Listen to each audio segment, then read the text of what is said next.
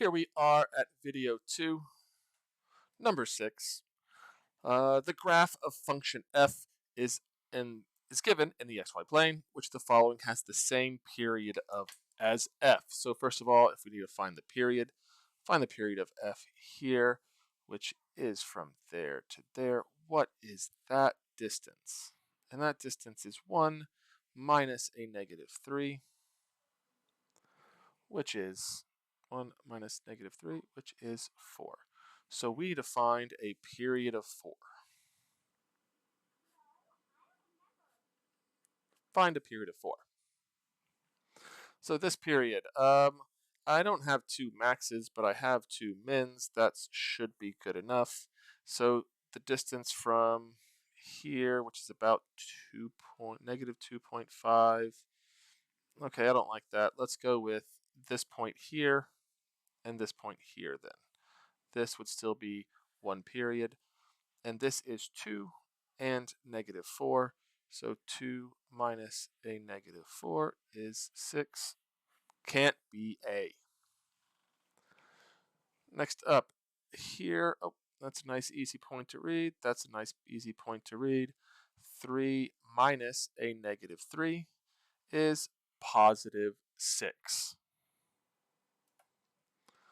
So that tells us C is no good. Finally, we have, you got 2 more. Let's see here. This is, maxes aren't on a nice neat lattice point, but I do have that point there and this point here. I just need the x values, so this is 0. So if this is 5, 1, 2, 3, 4, so there's 1. So this should be 2. So the period for this one is 2. So it can't be that one. So let's hope this one works. From here to here. So this is 3, this is negative 1. 3 minus a negative 1 is 4. It's got to be D. Got to be D. Okay, so let's check out the next question here.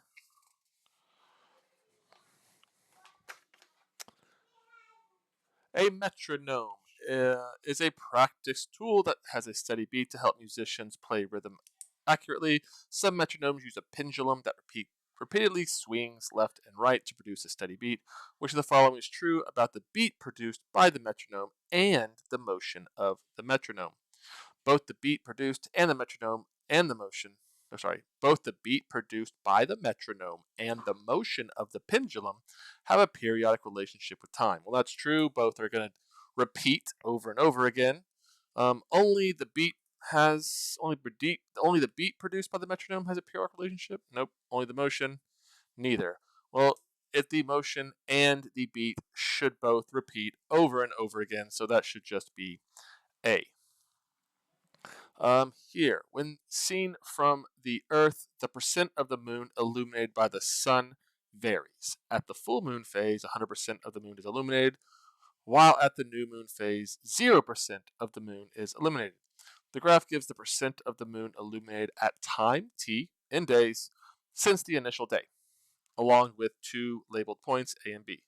The table gives the dates of the 4 consecutive periodic moon phases for 3 months of a certain year.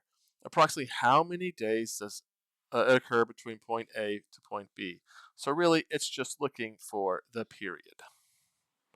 And we want to see how many days that is. So we want so this is a new moon here, and this is a new moon here. So we want to go from new moon to new moon. So from new moon to new moon, how many days? So really, we're going to do June 2nd minus May 4th. Now, if you don't want to do a bunch of, month math, how many days in month or June, in May or June, then let's just eyeball it here. So this should be somewhere around 30-ish days. And then if we have to go more specific than that, we will find out. So somewhere around 30-ish. 7 is definitely too short. 14 is too short. 28 is right around 30-ish. And 56 is too short. So it's going to be somewhere around 28 days. And so there is your answer. And that is actually where we get the word month We get the word month from moonth, M-O-O-N, 1 month, 1 lap of the moon. Okay, let's check out the next one.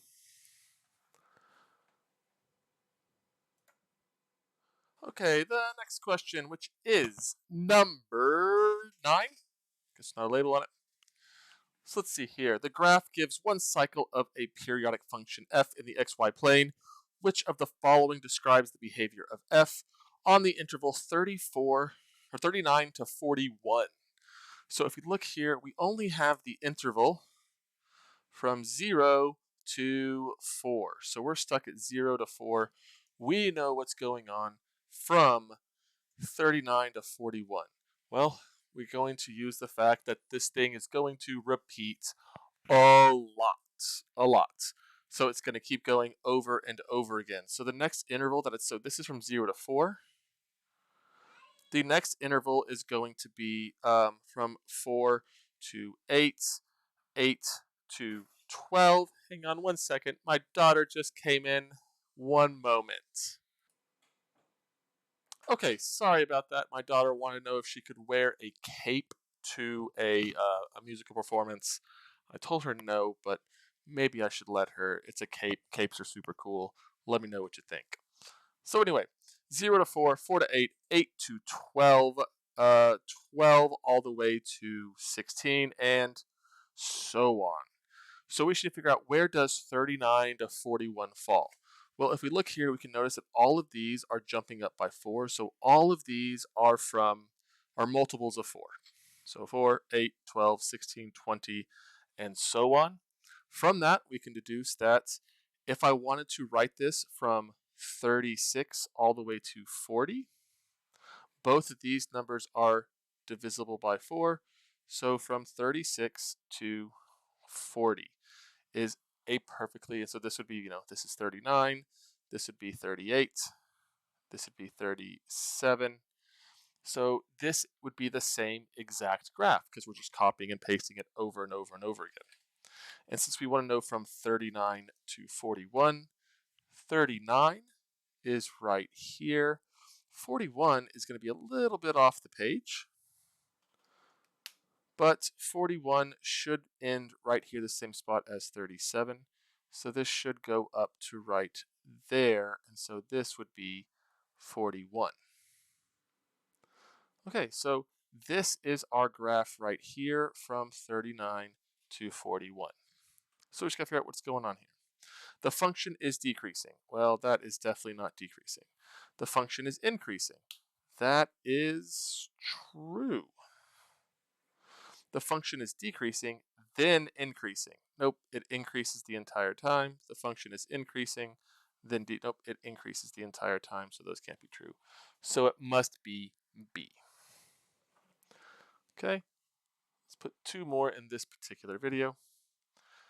A graph of the depth of water at a pier in the ocean is given along with 5 labeled points, A, B, C, D, and E, in the XY plane. For the time period near these data points, a periodic relationship between depth of water in feet and time in hours can be modeled using one cycle of their periodic relationship.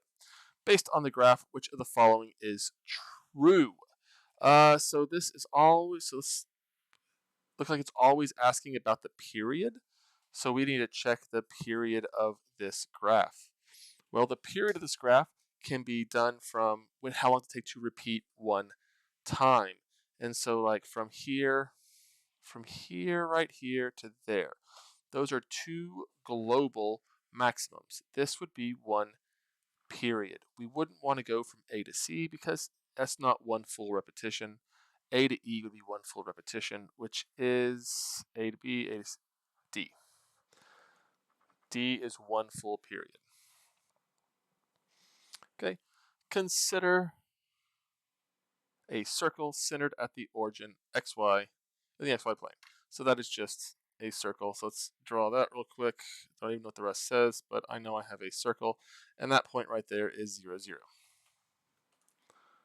Can draw this little bit here. Boom. An angle of measure of pi over 4 radians. Well, pi over 4 is the same as 45 degrees, so we should have an angle measure of pi over 4 radians. So this right here is pi over 4 radians. That is our angle, our initial and terminal side. In standard position, yep, has a terminal ray that intersects the circle at point P. So this point right here is P. The angle is subtended by an arc of the circle. So the angle is subtended, so that is the angle subtended. So we call that S for arc length. In quadrant 1 with a length of 40 units. So S is equal to 40. So this length right here is 40. What is the radius? So we're looking for R. So we look at all our little formulas before, and we know that theta, the angle in radians, do not convert this to degrees. Keep it as radians. If we're going to do math, working in radians is better. I saw on the quiz a lot of people convert this to degrees. This formula does not work in degrees. Is equal to S over R. Arc length over radius. So we'll do, plug in everything we know. Pi over 4 is equal to S, which is 40, over R, which is unknown. I have two fractions that are equal to each other, so we can cross multiply these. And we can get pi r is equal to 4 times 40. 4 times 40. Divide both sides by pi to get r by itself. And we should get, those cancel out, r is equal to 4 times 40 is 160 over pi. So the radius should be 160 over pi. That is D.